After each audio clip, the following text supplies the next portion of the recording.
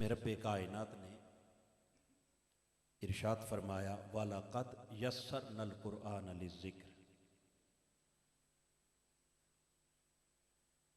और यकीनन हमने इस कुरान को तुम्हारी नसीहत और तुम्हारी हिदायत के लिए आसान बना दिया। फ़हल मिन मुद्दकिर, पस है कोई जो इस कुरान में गौर व फिक्र करे और इस कुरान में गौर व फिक्र करके इस कुरान से नसीहत हासिल करे।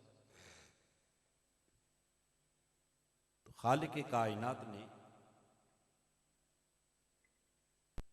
कुरान मजीद से हुसूल नसीहत की बात की। हुसूल नसीहत और सवालिया अंदाज में बात की। फ़हल में मुद्दकिर, है कोई जो इस कुरान में गौर व फिक्र करे। कौन सा कुरान जो हमने तुम्हारी नसीहत के लिए आसान बना दिया।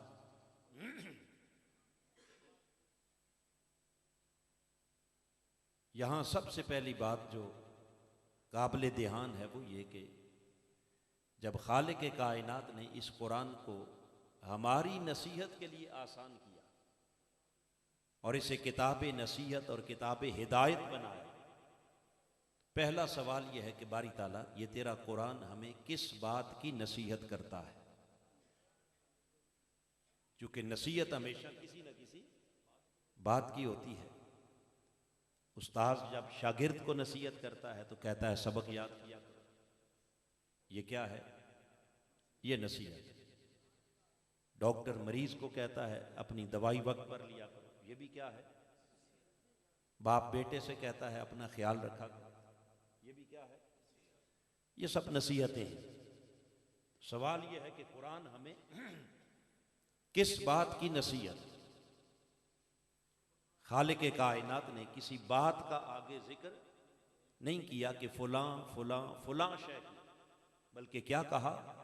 अज जिक्र। क्या? अब ये जिक्र के ऊपर जो अलिफ लाम, क्या है? अलिफ लाम अरबी ग्रामर की रूह से इसकी कई अकसाम हैं, मगर जो लाम इस्तिग़राक़ है इसमें माना पाया जाता है उमूमियत। कौन सा माना? उमूमी माना के तहत फरमाया अज जिक्र।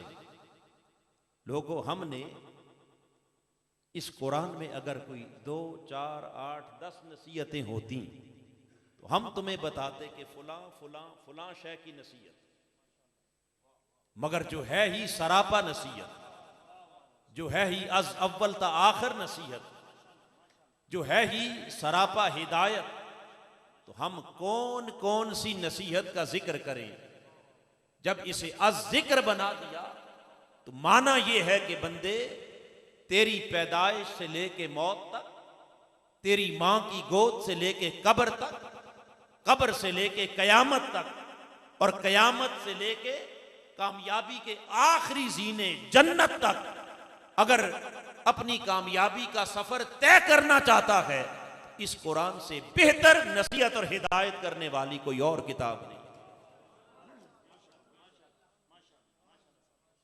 इंसान की दुनिया की कामयाबी का राज भी अल्लाह ने कुरान में रखा, और इंसान की उखरवी कामयाबी का राज भी अल्लाह ने, बोलिए, कुरान में रखा।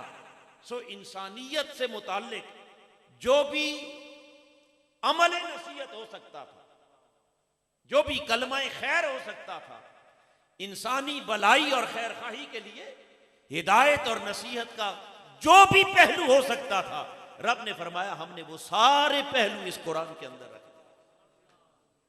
ये माना है अज जिक्र। कोई पहलू भी कुरान के दामन से खाली, बोलिए, नहीं।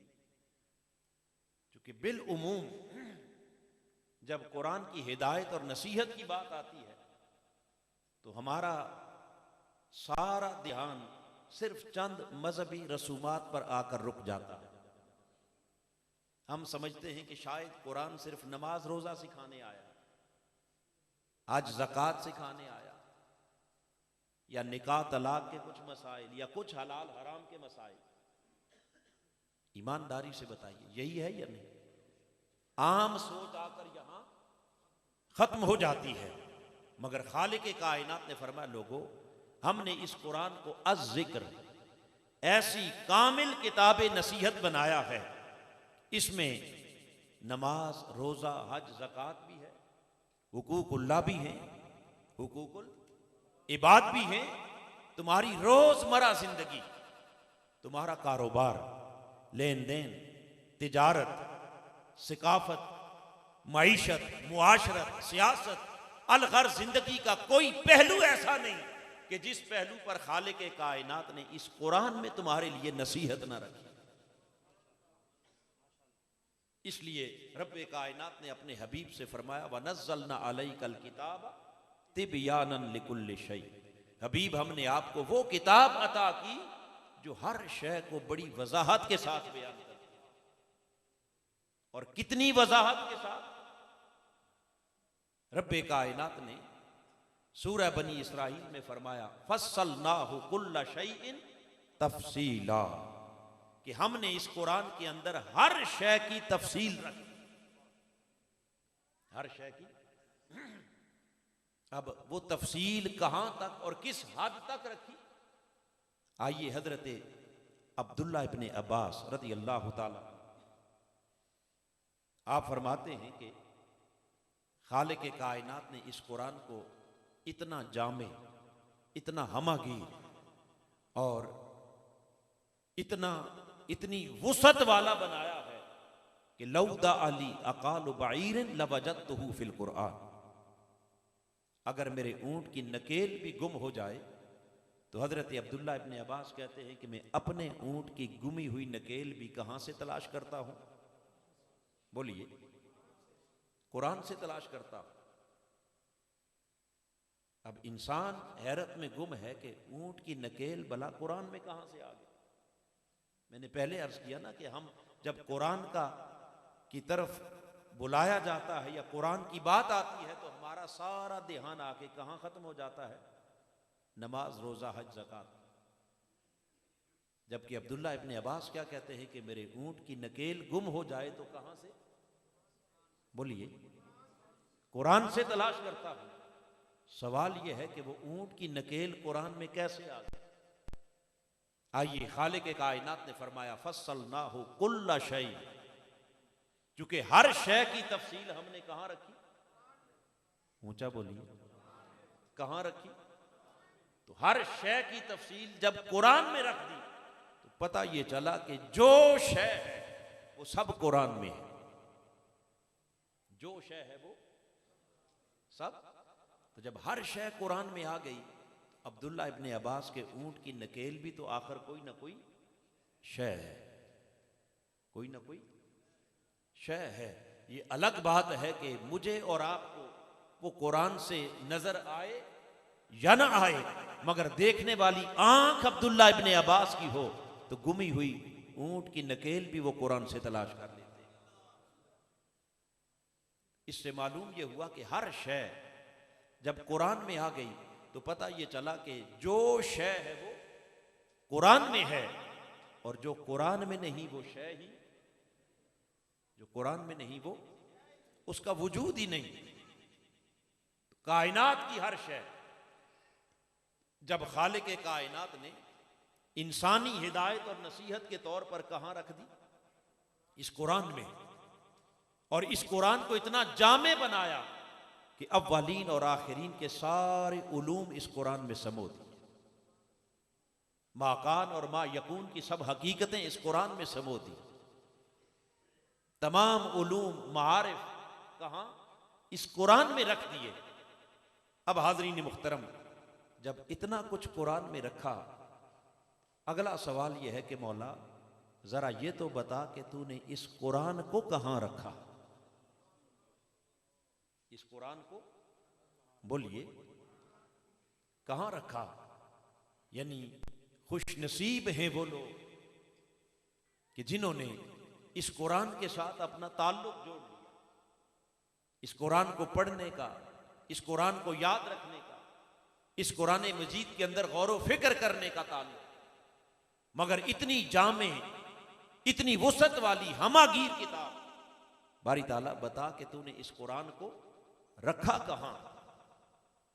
अब खालिक कायनात का कुरान उठाइए, सूरह हश्र को पढ़े। रब्बे कायनात ने फरमाया, लोगों कहां रखता? लौ अनज़लना हाज़ल कुरान अला जबलिन लरअयतहु खाशिअम मुतसद्दिअम मिन खशियतिल्लाह। अगर इस कुरान को पहाड़ों पर उतारता तो पहाड़ रेजा रेजा हो जाते। बोलिए, पहाड़ पत्थर फट जाते, चट्टाने चकनाचूर हो जाती। कोई शय इस कुरान को उठाने के काबिल, इस कुरान को, पहाड़ इस कुरान को उठाने के काबिल, पत्थर और चट्टाने भी इस कुरान को उठाने के काबिल न थी।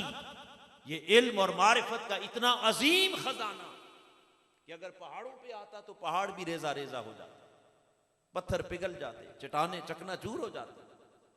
मगर जब इस कुरान को कोई ना उठा सका, न पहाड़ उठा सके, न पत्थर उठा सके, न चट्टाने उठा सके, हत्ता कि न जमीनो आसमां उठा सके, फिर हमने इस कुरान को कहां रखा? फरमाया, इस कुरान को हमने उतारा अपने महबूब के कल्बे मुबारक में। कहां? ताजदारे कायनात के सीना अक़दस में इस कुरान को उतारा। और लुत्फ की बात यह है कि जो जो कुरान आका के कल्बे मुबारक पर उतरता गया, इधर पहाड़ों पर आता, पत्थरों पर आता तो क्या रेजा रेजा हो जाते, हर शय फट जाती, चकनाचूर हो जाते। मगर वही कुरान जब हुजूर के कल्बे मुबारक पे उतरा तो रब्बे कायनात ने फरमाया, लिनुसब्बित बिही फवादक। हबीब, जू जू कुरान उतरता जा रहा है, आपका कल्बे मुबारक पहले से भी मजबूत से मजबूत तर होता चला जाए। आपका सीना अक़दस पहले से भी मजबूत तर होता चला जा रहा है। गोया वो इल्म मारिफत का खजाना जो कहीं ना समा सका, वो सारा कुरान समा गया हुजूर के कल्बे मुबारक। कहां समा गया? बोलिए। अब बात बड़ी काबिल ध्यान है कि रब की सारी कायनात कुरान में समा गई, खुश्क-ओ-तर कुरान में आ गए, हर शय की तफसील कुरान में आ गई, बहरो बर कुरान में आ गए, अव्वलीन और आखिरीन कुरान में आ गए, माकान और मा यकून की सब हकीकतें कुरान में आ गई। जब सब कुछ कुरान में रखा और उस कुरान को कहां? सीना मुस्तफा में, कल्बे मुस्तफा में रख दिया। अब जरा सोच के बताइए कि कायनात का कौन सा इल्म और कायनात की कौन सी मारिफत और कायनात की कौन सी हकीकत ऐसी रह गई जो रब ने अपने महबूब के सीने में न रखी।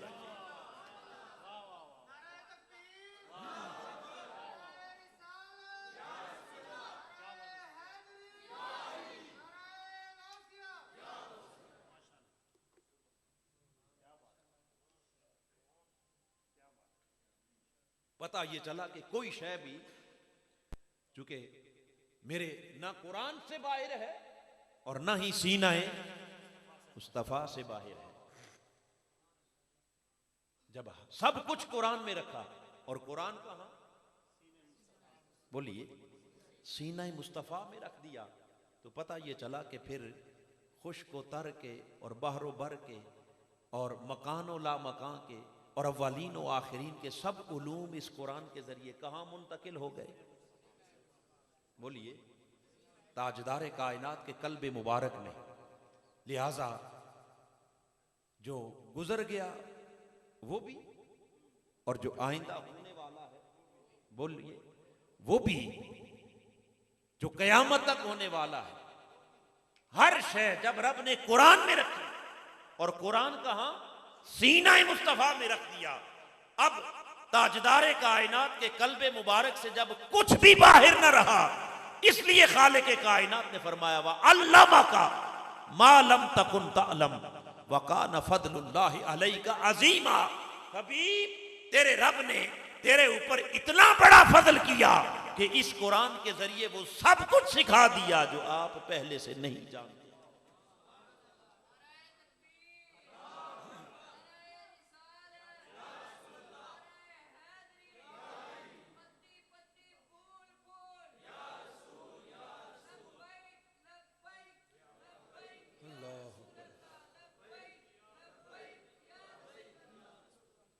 इस कुरान के जरिए हुजूर को बोलिए सब कुछ सिखाया या ना सिखाया जी।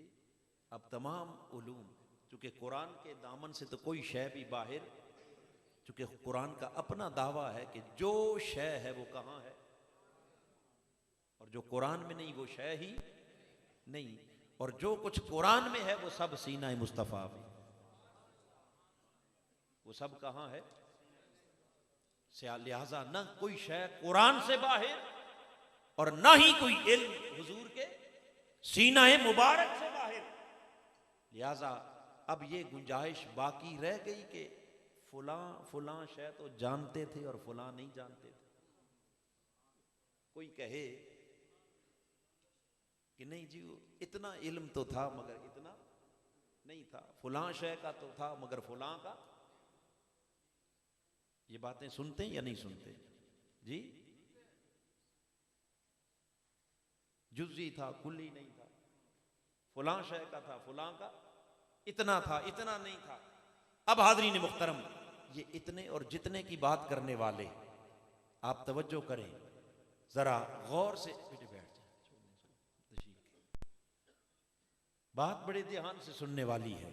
ये इतने और जितने की बात करने वाले, उनसे पूछो जरा पहले हमें ये तो बताओ कि कुरान में कितना है और कितना नहीं,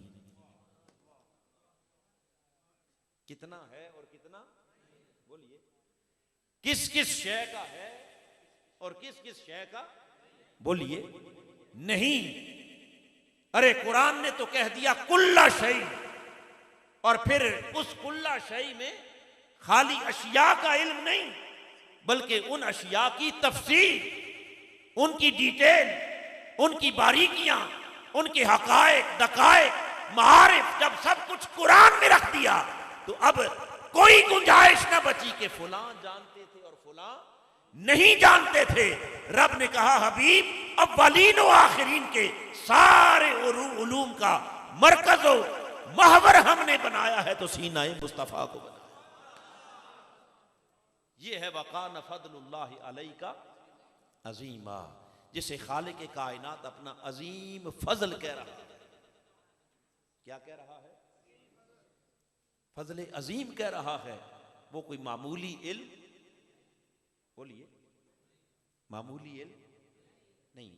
ये वजह है कि ताजदार कायनात सल्लल्लाहु ताला अलैहि वसल्लम के जब सीना अक़दस में अल्लाह पाक ने अव्वलीन और आखिरीन के सब उलूम रख दिए, फिर कभी कभी ताजदार कायनात के उस बहरे इल्म में तलातुम आता, कभी जोश आता, और कभी कभी उसका जब इजहार होने लगता, जब कभी उसका, और जरूरी नहीं है कि जो कुछ हो उसका हर वक्त ही इजहार होता रहे। एक वक्त होता है, क्या हर शय का एक वक्त होता है। सहाबा किराम कहते हैं कि एक रोज आका अलैहिस्सलाम ने हमारे साथ फजर की नमाज आके पढ़ी। कौन सी नमाज? नमाज फजर। और नमाज फजर पढ़ के ताजदार कायनात अपने मिंबर मुबारक पर तशरीफ लाए। फसाअद अल मिंबर, हुजूर अपने मिंबर पर जलवागर हुए, और मिंबर पर जलवागर होके फहातबाना, आका अलैहिस्सलाम ने हमसे खिताब किया। किनसे खिताब किया? सहाबा किराम से। क्या खुश नसीब सामईन हैं कि जिनसे खिताब करने वाले खतीब मुस्तफ़ा है। और खिताब कितना किया? सहाबा कहते हैं कि खिताब करते करते हत्ता हज़ारत ज़ोहर, फजर के नमाज पढ़ के खिताब शुरू हुआ और मेरे आका का खिताब जारी है। खिताब करते करते यहां तक कि जोहर की नमाज का वक्त आ गया। क्या? नमाज जोहर का वक्त आया। जब नमाज ज़ोहर का वक्त आया तो आका अलैहिस्सलाम फनाज़ला, आप मिंबर से नीचे तशरीफ लाए, नमाज की ब्रेक, फसल्ला बिना, और हमें नमाज ज़ोहर पढ़ाई। जब नमाज पढ़ा चुके, इधर नमाज मुकम्मल हुई, सुम्मा सअदल मिंबर, मेरे आका फिर मिंबर पर बैठ गए, फिर हुजूर का खिताब शुरू हो गया, और खिताब करते करते हत्ता हज़रतिल असर, यहां तक के बोलिए असर की नमाज का वक्त आ गया। और जब नमाज असर का वक्त आया तो आका अलैहिस्सलाम एक बार फिर मिंबर से नीचे उतरे, खिताब रोक दिया और मिंबर से नीचे तशरीफ लाए, आपने नमाज पढ़ाई, और नमाज पढ़ाकर सुम्मा सअदल मिंबर, फिर मिंबर पर बैठ गए, फिर मिंबर पर बोलिए आका तशरीफ फरमा हुए। अब सहाबा किराम से खिताब हो रहा है, क्या खुश नसीब हैं कि जो आका अलैहिस्सलाम का फजर की नमाज से खिताब सुनना शुरू किया तो क्या टाइम हो गया, असर, और असर की नमाज पढ़ के फिर खिताब, और खिताब करते करते हत्ता गारबत शम्स, यहां तक कि सूरज गुरूब हो गया। जब शाम का सूरज गुरूब हुआ, पूरा दिन ताजदारे कायनात का उस खिताब में गुजर गया। और मालूम है कि उसमें बयान क्या था, उसमें बोलिए उस खिताब में क्या क्या कुछ हुजूर ने बयान किया होगा, ये बात सोचने वाली है। सहाबा किराम कहते हैं कि सारा दिन खिताब होता रहा, जोहर का वक्फा, फिर असर का वक्फा, फिर मगरिब तक। जब दिन भर खिताब किया तो उस किताब में बयान क्या किया, फरमाया मिन बादा इल हल्क, इस कायनात की तख्लीक के पहले दिन से लेकर हत्ता दखला अहलुल जन्नति मनाजिलहुम व अहलुन नारि मनाजिलहुम, यहां तक के जन्नतियों के जन्नत में दाखिल होने तक और दोज़खियों के दोज़ख में चले जाने तक कोई एक बात भी ऐसी ना थी जो मुस्तफा ने उस नशिस्त में बयान न फरमाई।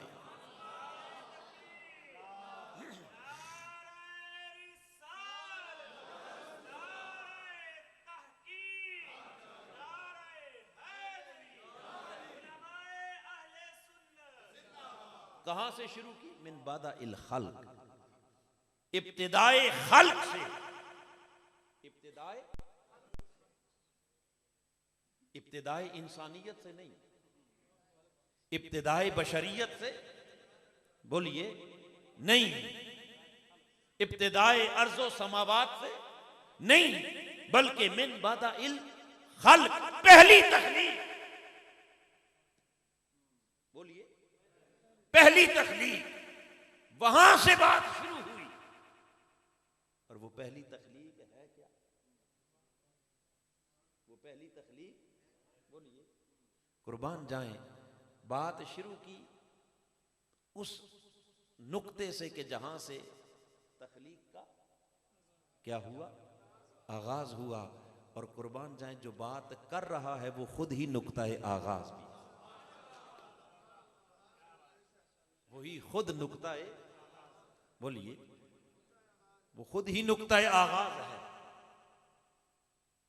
फिर लोहो कलम, अर्श कुर्सी, जमीन व आसमां, मलाकूत व जबारूत, लाहूत, और फिर आलम जिन्न इंस और बशरियत, और बात चलते चलते चलते खत्म कहां हुई, जाकर कयामत तक।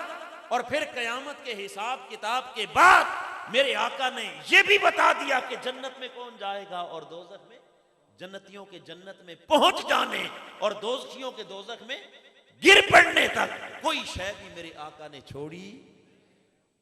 अब अव्वलीन भी आ गए और माकान भी आ गया और मा यकून भी। सहाबा कहते हैं आलमुना, हम में सबसे बड़े इल्म वाला वो शख्स है अहफजुना, जिसने उस दिन का मुस्तफा का खिताब खूब याद कर लिया,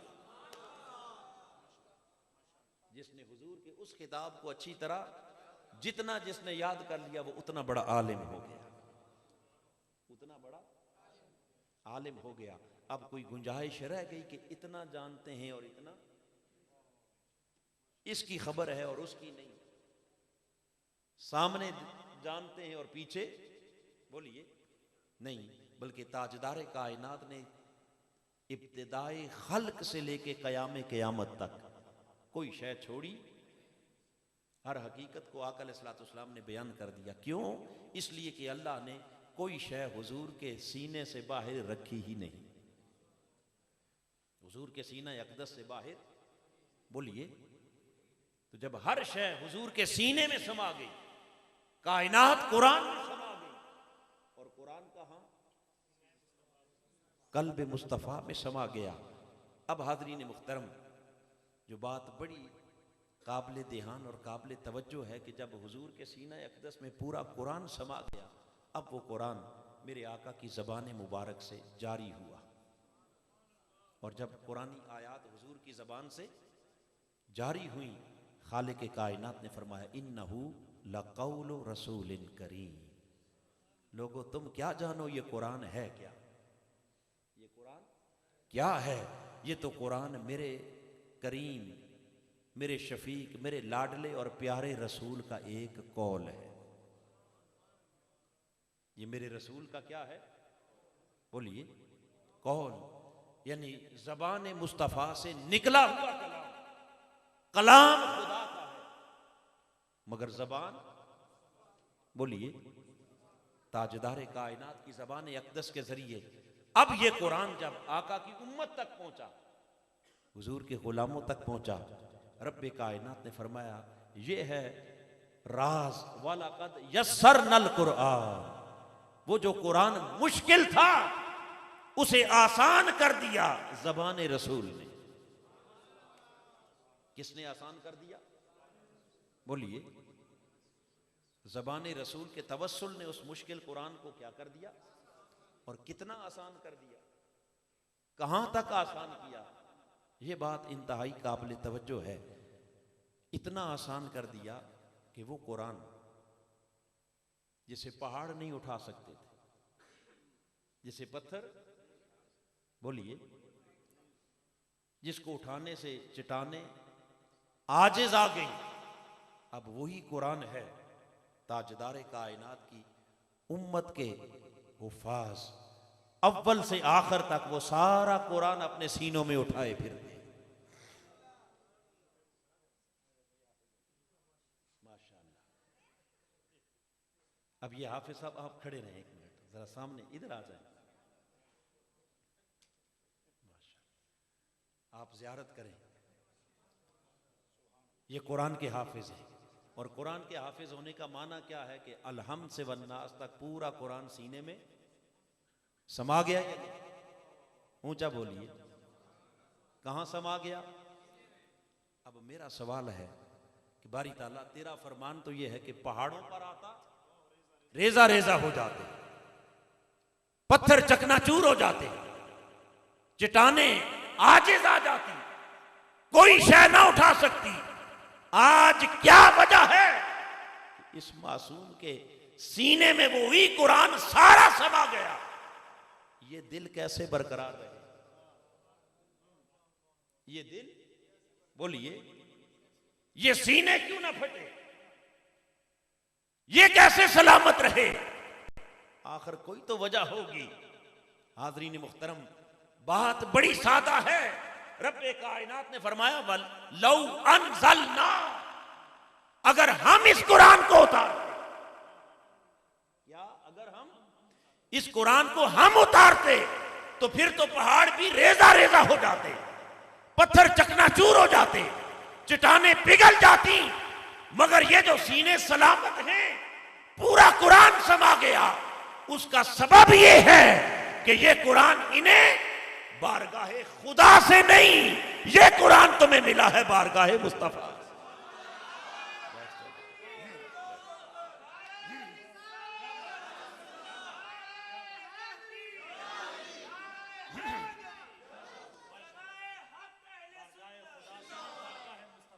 कहां से मिला है? ये बारगाहे खुदा से नहीं, बारगाहे मुस्तफा से। बारगाहे खुदा से आता तो कोई एक आयत भी उठा के दिखाता। फिर ये सीने क्या, ये इंसान क्या, यहां तो पत्थर भी रेजा रेजा हो जाते। कोई शय इस कुरान को उठाने के काबिल न थी। ये फैज है सीना मुस्तफा का, ये सब फैजान है जबान मुस्तफा का, ये सब तवस्सुल है जबान मुस्तफा का, कि जिसने इतने मुश्किल को इतना आसान कर दिया कि जिसे पहाड़ ना उठा सकते थे उसे छोटे छोटे नाबालिग बच्चे मासूम भी सीनों में उठाए।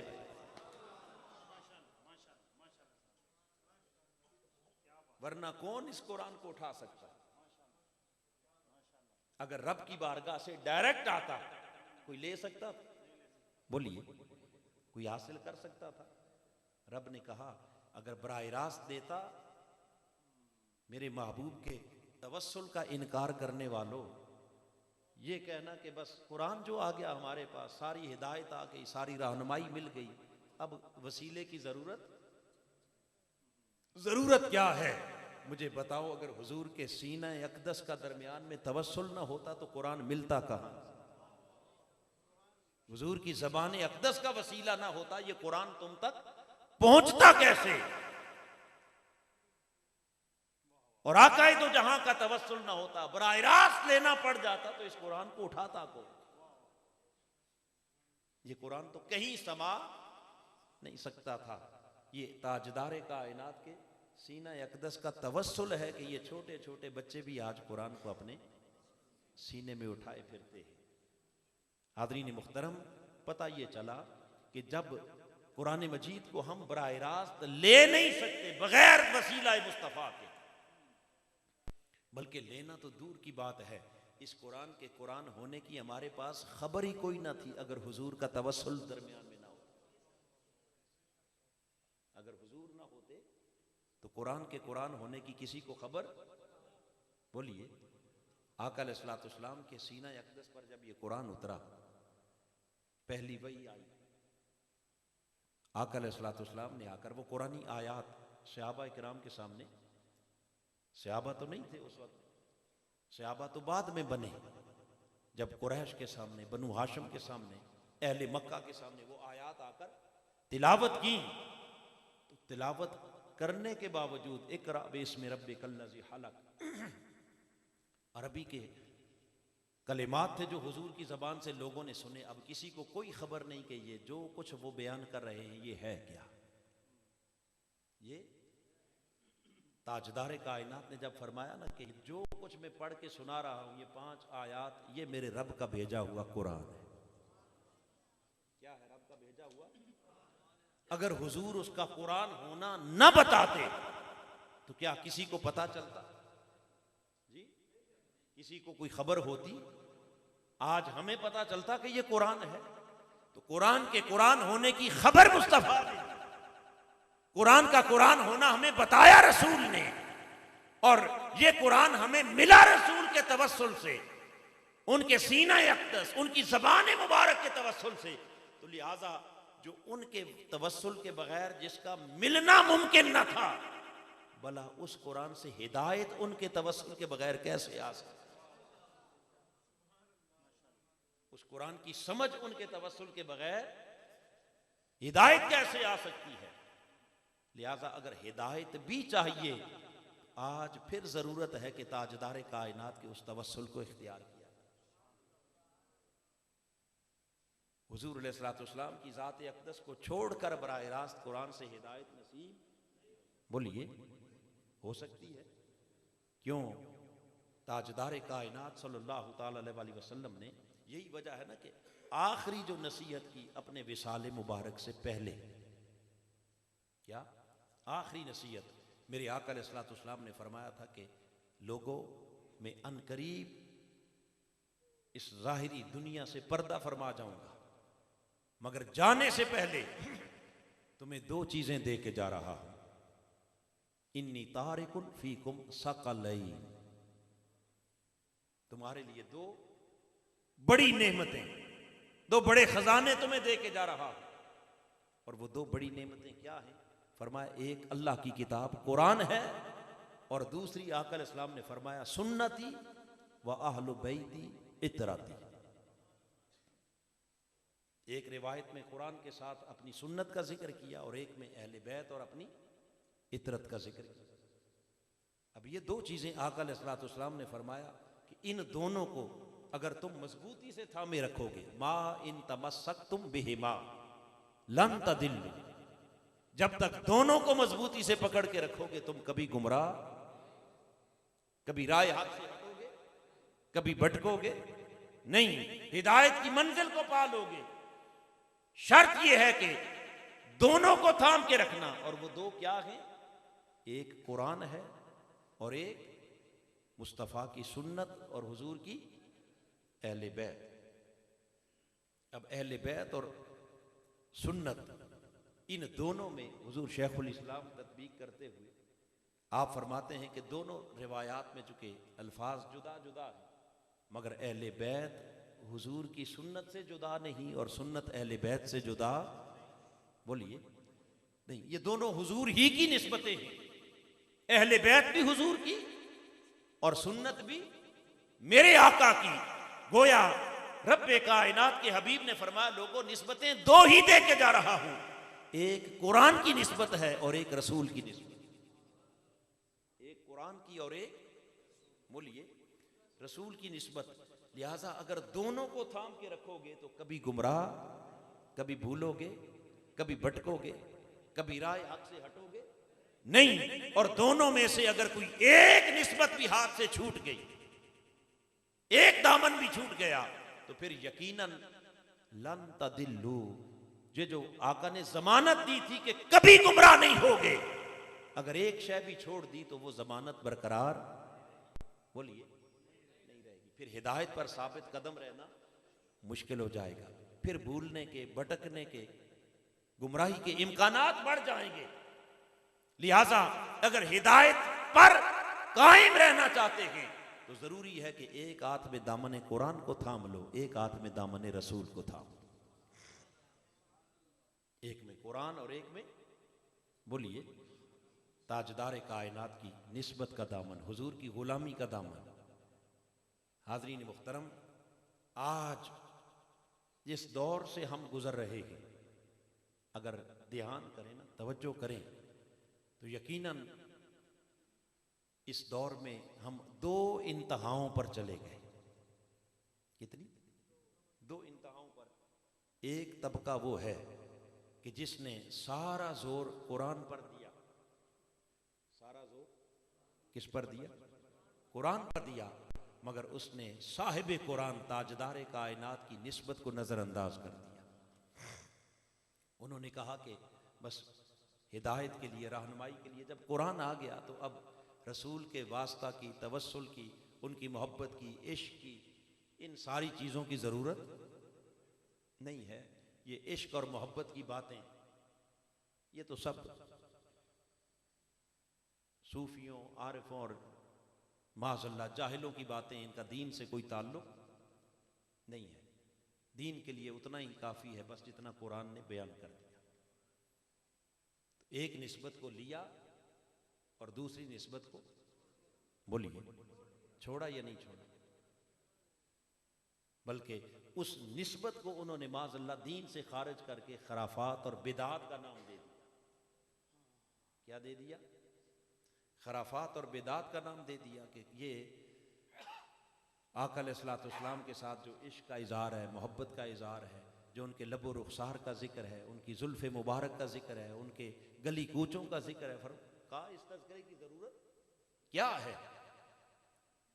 लिहाजा एक दामन हाथ से छूट गया, और दूसरी तरफ अगर हम अपनी तरफ भी ध्यान करें तो हमने आका अलैहिस्सलाम की मोहब्बत के, इश्क के बड़े नारे लगाए, बड़े ऊंचे दावे किए, महफिलें की, सारा कुछ किया, मगर दियानतदारी से अगर हम देखें तो हमारा ताल्लुक भी जितना इश्क और मोहब्बत का हम इधर ताल्लुक रखते हैं, उतना ताल्लुक हमारा कुरान के साथ, बोलिए, कुरान पढ़ने की तौफीक नहीं, कुरान की तिलावत नहीं, कुरान का फ़हम नहीं, कुरान की बसीरत नहीं, बल्कि खाल खाल खुशनसीब हैं वो लोग जिनको अल्लाह पाक ने ये तौफीक दी है कि जिन्होंने कुरान मजीद के हिफ्ज़ के ये इदारे हमने कायम किए हुए हैं। बल्कि दूसरी तरफ अगर आप देखें तो इससे कई गुना ज़्यादा तालीम कुरान पर जोर है मगर निस्बत मुस्तफ़ा का इनकार है। इधर हमने बस वो खाली दावों और नारों की हद तक उस निस्बत को लिया, मगर प्रैक्टिकली कुरान से हमारा ताल्लुक, ईमानदारी से बताइए, टूटा या नहीं टूटा? कट गया, कमजोर पड़ गया। आप अगर गौर करें तो पूरा साल, क्या पूरा साल हमारा मिलाद के जलसों, जुलूसों, माफलों, ना तो इन सारी चीज़ों के ऊपर हम कितना खर्च करते हैं, और अपने इदारों पर, मदारस पर, दीनी दरसगाहों पर, हुफाज को तैयार करने पर, कुरान की तालीम आगे ट्रांसफर करने पर, इस पर कितना करते हैं। आप अगर दयानतदारी से गौर करें तो यकीनन आपको अंदाजा हो जाएगा कि हमारा ट्रैक कोई और है, और एक तबका वो है कि जिसने इस मोहब्बत के पहलू को टोटली इनकार करके सारा जोर किस पर दे दिया? कुरान पर दे दिया। लिहाजा हाज़रीन मुहतरम, चूंकि आकर अलैहिस्सलाम ने हिदायत की जमानत उसको दी थी जिसके लिए फरमाया दोनों दामन मजबूती से थाम के रखेगा। एक ने एक को पकड़ा, दूसरे को छोड़ दिया, दूसरे ने दूसरे को पकड़ा, पहले को छोड़ दिया, तो हिदायत कहीं भी कामिल न रही। अरे कामिल हिदायत वाले वो हैं जो ताजदारे कायनात का मिलाद भी मना रहे हैं। जश्न मिलाद भी है और जश्न दस्तारे फजीलत भी है, जहां कुरान की निस्बत भी है और मुस्तफ़ा के इश्क की निस्बत, हुजूर के अदब की निस्बत, आका की गुलामी की निस्बत।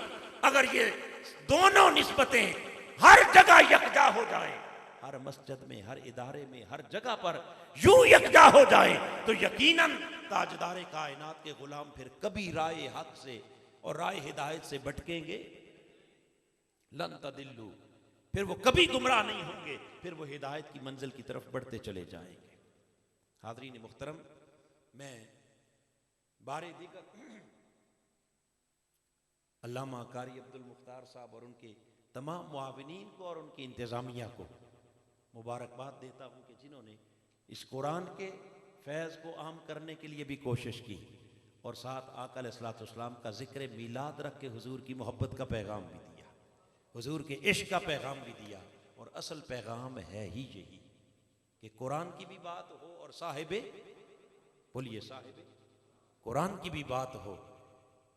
यही असल पैगाम है मेरे आका के मीलाद का, यही असल पैगाम है रब्बे कायनात के कुरान का, और यही असल पैगाम है तहरीक मिनहाजुल कुरान का। मिनहाजुल कुरान का मिशन, हुजूर शेखुल इस्लाम का मिशन, वो एक तरफ यानी कुरान से निस्बत का आलम यह है कि पूरे मिशन का नाम ही मिनहाजुल कुरान है, कुरान का रास्ता, और दूसरी तरफ ताजदारे कायनात की निस्बत का आलम यह है कि इस पूरे मिशन की रूह ताजदारे कायनात का इश्क है, हुजूर की मोहब्बत है। आप उनकी सैकड़ों तसानीफ पढ़ के देखें और हजार खिताब सुन के देखें, भले मजमून मौजू कोई भी हो, मगर आज आके बात खत्म होगी तो हुजूर की निस्बत पर, आका की इश्क पर, हुजूर की मोहब्बत पर। चूंकि ताजदार कायनात की मोहब्बत ईमान है, हुजूर का इश्क ईमान है, और बाकी जो कुछ हम कर रहे हैं वो सब इस्लाम है। तो ईमान के बगैर हमारा इस्लाम भी कबूल, बोलिए, नहीं है। तो तालीमात कुरान ये हमारा इस्लाम है, और आका अलैहिस्सलाम की निस्बत और हुजूर का इश्क और अदब ये हमारा क्या है, बोलिए, ईमान। ये दोनों चीज़ें जब तक मिल ना जाएं उस वक्त तक कामयाबी यकीनी। रब्बे कायनात ने कुरान मजीद में जा बजा कामयाबी के लिए दो शराइत बयान की, एक ईमान और दूसरा अमल सालेह। इल्लल्लज़ीना आमनु व अमिलुस्सालिहात वल अस्र इन्नल इंसान लफी खुस्र। ज़माने की कसम कि हर इंसान खसारे में है, इंसान हलाकत में है, तबाही की तरफ जा रहा है, बर्बादी की तरफ जा रहा है। खसारे से वही लोग बच गए जो ईमान लाए और क्या, बोलिए, अमल सालेह करते रहे। तो हाज़रीन मुहतरम, ईमान नाम है निस्बत मुस्तफ़ा का और अमल सालेह नाम है तालीम कुरान। अमल सालेह किसका नाम है? तालीम कुरान का। लिहाजा अगर ये दोनों चीजें मजबूती से थाम लें तो फिर खसारे से बच निकले, फिर कामयाबी आपके कदम चूमेगी, इस दुनिया में भी और आखिरत में भी। फिर कब्र भी तुम्हारी है और कयामत भी, सब कुछ तुम्हारा है। और अगर इन दोनों में से कोई एक निस्बत भी रह गई, साफ ज़ाहिर है इश्क की निस्बत रह गई तो ईमान नाकिस रह गया, और अगर ईमान कामिल नहीं तो आमाल किसी काम के, बोलिए, नहीं। और अगर कुरान से निस्बत टूट गई तो आमाल सालिहा से महरूम हो गए।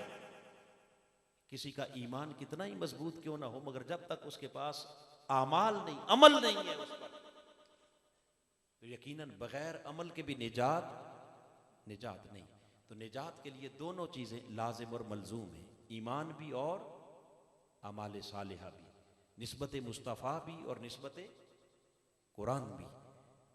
अगर ये दोनों निस्बतें मजबूत हो जाएं, मुस्तहकम हो जाएं, तो यकीनन फिर आका दो जहां के गुलामों के लिए दुनिया भी और आखिरत भी, दोनों जहान की कामयाबी रब्बे कायनात हुजूर के आशिकों का मुकद्दर बना देता है। फिर हुजूर के गुलामों का मुकाबला दुनिया की कोई ताकत नहीं कर सकती। फिर बड़ी से बड़ी कोई आलमी कुव्वत भी हुजूर के गुलामों का को सरनगू नहीं कर सकती, बशर्ते कि ये दोनों निस्बतें अपने कमाल पर मजबूती के साथ थाम के चले। इसको अल्लामा इकबाल ने कहा था कि मोहम्मद से वफा तूने तो हम तेरे हैं, ये जहां चीज है क्या लोहो कलम तेरे हैं। फिर खुदा भी तुम्हारा है और खुदाई भी तुम्हारी है, शर्त यह है कि तुम हुजूर के वफादार हो जाओ, और हुजूर के लाए हुए उस दीन के भी वफादार, हुजूर के मिशन के भी वफादार, आका अलैहिस्सलाम की शरीयत के भी वफादार। ये वफा कामिल हो गई तो यकीनन फिर दुनिया और आखिरत दोनों संवर गए। यही असल मकसूद है इस मीलाद का, इस कुरान का, और यही पैगाम है आज की इस मुबारक नशिस्त का, कि जिसमें हिफ्ज़ कुरान मजीद की तकमील भी हो रही है और साथ आका अलैहिस्सलाम की मोहब्बत का और हुजूर के मीलाद का जिक्र भी है। यही पैगाम चूँकि आज के दिन का भी है, और मैंने पहले अर्ज़ किया कि यही हमारा मिशन है, यही हमारी तहरीक है, और यही हुजूर शेखुल इस्लाम की तालीमात हैं। रब्बे कायनात की बारगाह में हम सिद्क़ और इखलास के साथ आज इल्तिजा करते हैं कि खालिक कायनात हमें इन दोनों निस्बतों को मजबूती से थामे रखने की तौफीक अता फरमाए। हमारे हाथ से निस्बत मुस्तफ़ा का दामन भी न छूटे और निस्बत कुरान का दामन भी छूटने न पाए।